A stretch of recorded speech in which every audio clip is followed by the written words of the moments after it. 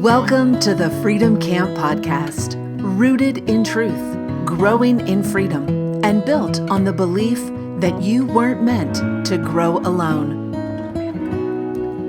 Each week, I'll share honest stories, insights, and simple questions to help you explore the unseen things that keep you from living in the freedom that's already yours. And take brave, intentional steps toward the life you were made for. This is your space to reconnect with your authentic self and grow in freedom on purpose.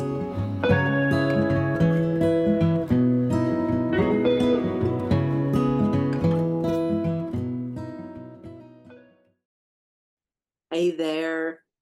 So why is it that the moment that we feel sick or think that we are getting sick or there's some first aid issue, we realize how unprepared we are? Or at least I did last week. I know it's not always this way, but it had been months since anyone in our house had been sick.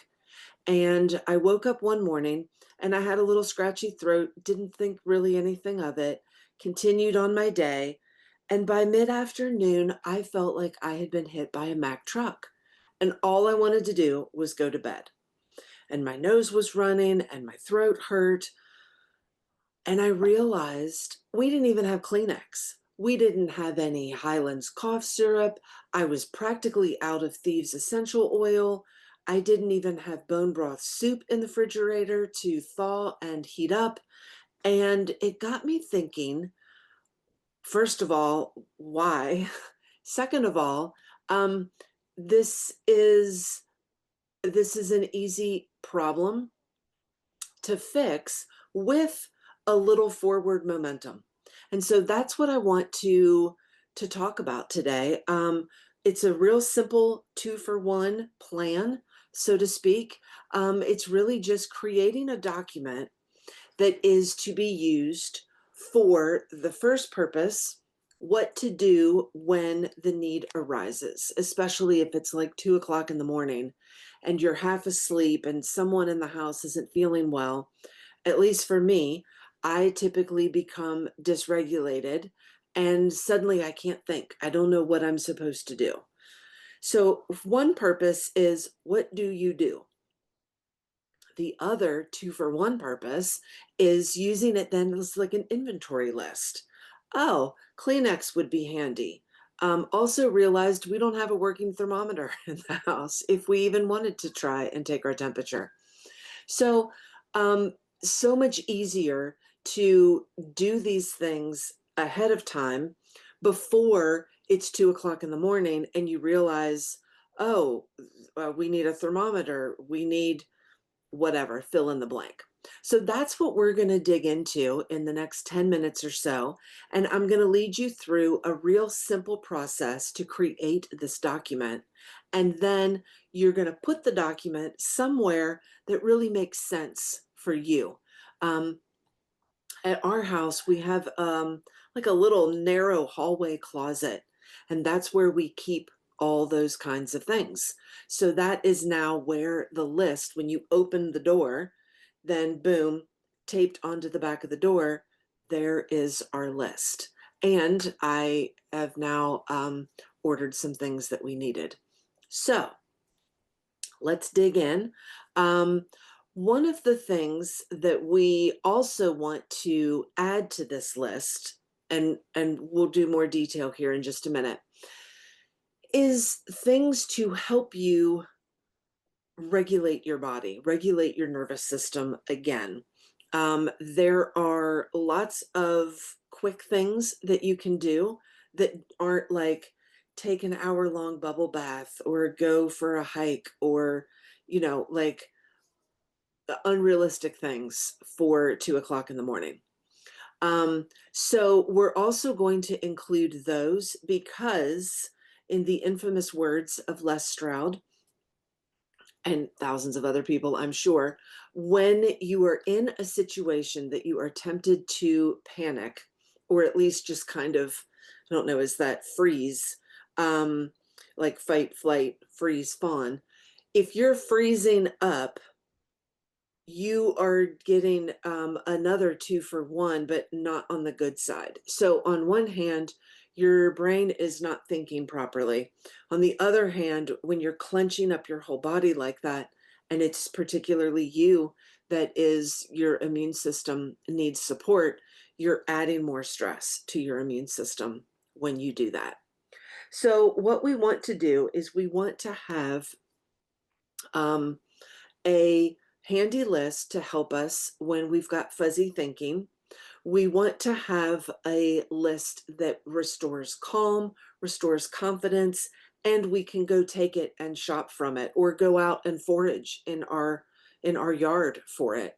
Um, and then we also want to be able to look at how we're going to use that list. You could even add a third column for supply, half empty, that type of thing. But that's only if you want to get fancy with it. So, first thing, looking at immune support. I'm just going to rattle off some things to consider. Everyone does this in their own way. And I'm trying to cover the gamut between like totally herbal hippie and not. Either way, whatever your philosophy is for this, you should be getting lots of ideas quickly coming. So when thinking about immune support, we're thinking like daily, there's not an issue. Sleep, what's your, are you getting enough sleep? Nutrition, hydration, and then supplements. Is there a multivitamin that you take? Do you regularly do vitamin D? Do you do vitamin C? Do you like on from there? Then there's the immune support for when you're feeling like your body is currently in a battle for your immune system. And so that could then be things like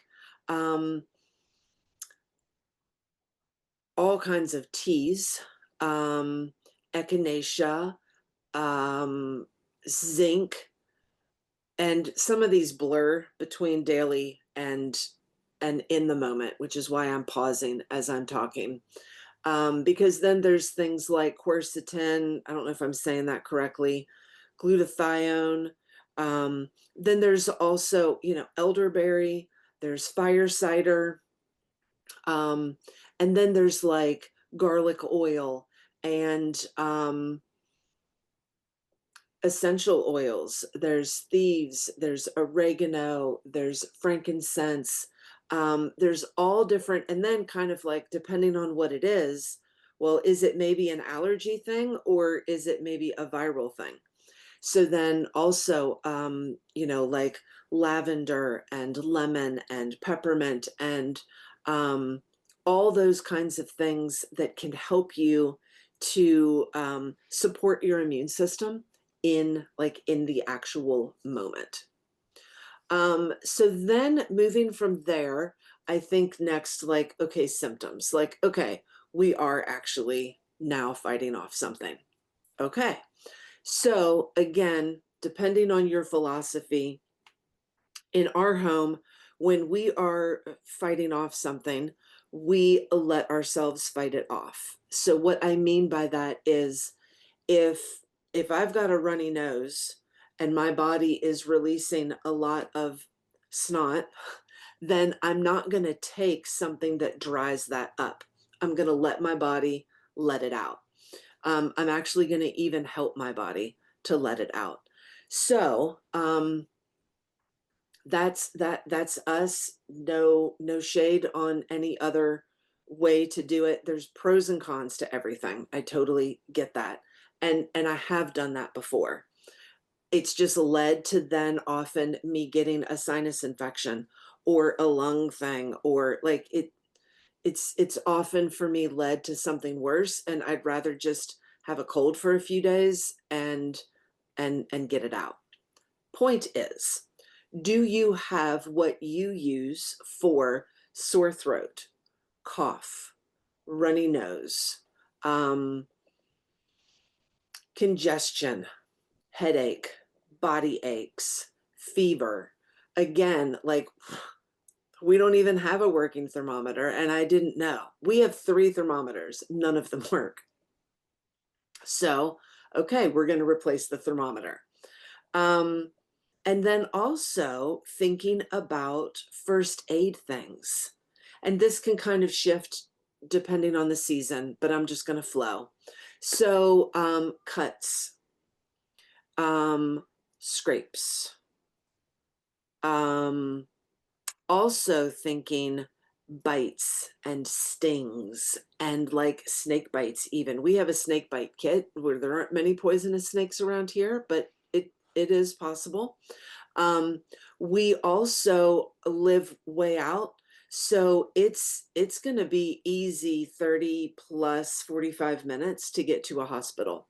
So we keep butterfly bandages in case stitches are really needed, to at least help along the way. So you want to factor in things like that as well for you and your family. You may also want to include some things like stomach stuff. So, like say there's constipation, there's diarrhea, there's nausea.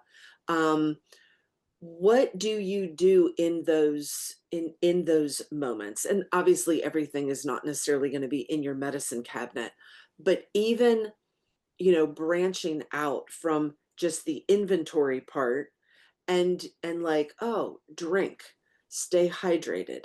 What do you use for electrolytes? What do you use for um, being able to just have a headache? Or what if it's growing pains? Our son typically is still having some growing pains. So thinking through even cramps for women, stuff like that. Um, and then sprains and strains. We've got some braces, we've got some wraps, just all of those kinds of things. Oh, and then also like a heating pad and a cold pack. What about like a migraine headache? You get the gist. Kind of think about the things that are stereotypical, I guess, for you and your family, and then be prepared for those things. The last part is the regulation part. So like breathing, there's this really cool breathing exercise that I have been doing more. I learned it from, I'll tag him in the show notes, something with an H. So essentially what you do, he calls it the sigh, and it's Hoffman, something like that. 2 inhales in, and then a long exhale to completely expel everything from your lungs. So the first one, you want to take a deep breath, and then a little bit more, like to after you've taken a full breath, you want to take in a little bit more. Then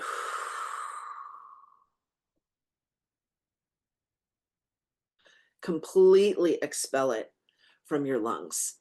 And if you do that a couple times, you will find that you are much more regulated, if not completely back into a place of regulation. Then there's also things like say a prayer, move your body, jiggle, wiggle, do some steps real quick. Even like just drink some water. You can also, depending on the state of dysregulation, I think it's called the fives, or maybe it's the threes, but you look around you and you find 3 colors, and you smell 3 things, and you feel 3 things, and it just helps you to like recenter within your current surroundings and what it is that you are doing.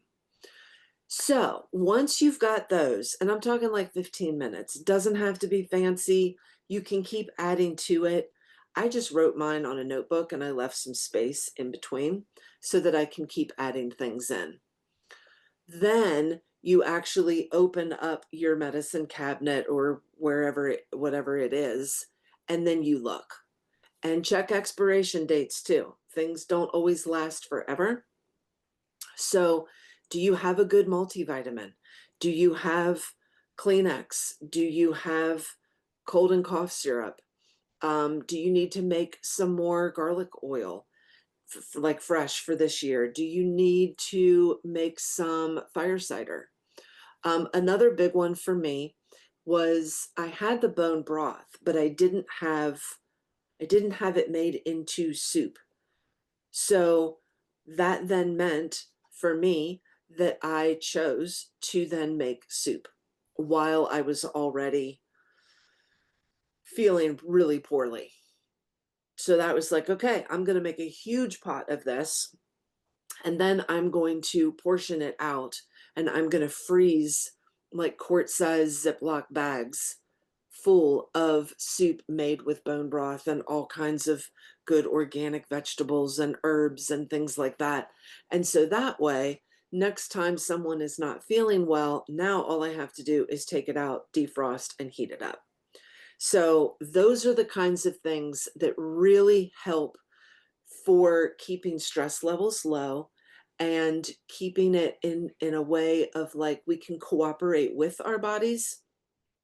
We will sometimes get sick. That's part of it. Um, However, to the degree that I can not add more stress to those situations for myself and for other people in the family, I am all about it. So, my encouragement to you is to take 15 minutes, make this list, put it up, check it with what you have, get what you need, and have your little kit. Extra bonus, you can add a little like a cozy kit, I don't know what to call it. What are the things that you particularly enjoy that help you feel comfortable, feel cozy when you're not feeling well? So one of the things from a dear old friend of mine that she shared with me back in college days are the straws with the little bendy part. I mean, it's that simple, but it's fun to drink from a cup with a little bendy straw when you don't feel good. So do it. An old childhood story. Maybe there's some book from your childhood that you really loved reading or that gives you like warm, snuggly thoughts. Maybe a Narnia book or a fairy tale or a user manual for something. I don't know, whatever your flavor is. Um, Make yourself a little care package. And then that can go a long way when you're not feeling well as well. And then extra bonus, if you want to really be extra, make one for each person in your family. I, for example, do not I don't enjoy reading hunting magazines. My husband does. So that's what's in his care package if he's not feeling well, which basically never happens. So they never really get read. However, point is, also think about comfort. And I hope that this was helpful for you. I hope that this was a practical thing that you can do that connects with increasing your freedom from panic, your freedom from, I'm sick, what do I do? And instead, you're like, okay, I'm empowered. I've got a list. I know where to go. I know what's on my list. I have replenished my list. I am prepared. I am ready for whatever is coming. If you would like more, please consider signing up for our email newsletter with Freedom Camp, and or joining us next next year when doors open up again. These are the kinds of things that we do week in and week out. Not all like this. Sometimes different, but always like something practical, something that is meaningful, and something that you can do right now that's going to better your life and increase your freedom.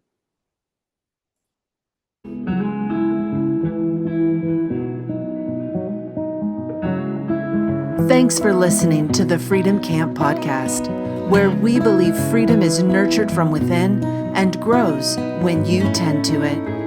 If this stirred something in you, let it take root this week and see what grows.